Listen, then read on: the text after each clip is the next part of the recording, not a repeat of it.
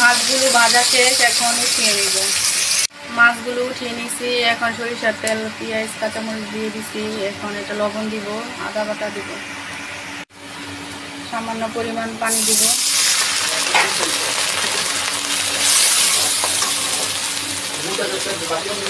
আদা বাটা দিব, লবণ দিব, ভালোভাবে কষিয়ে নেব।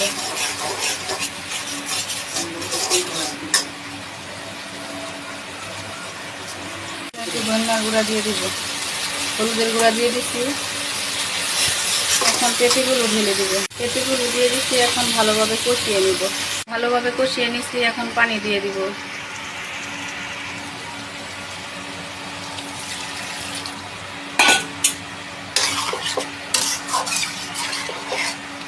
মাছগুলো দিয়ে দিব।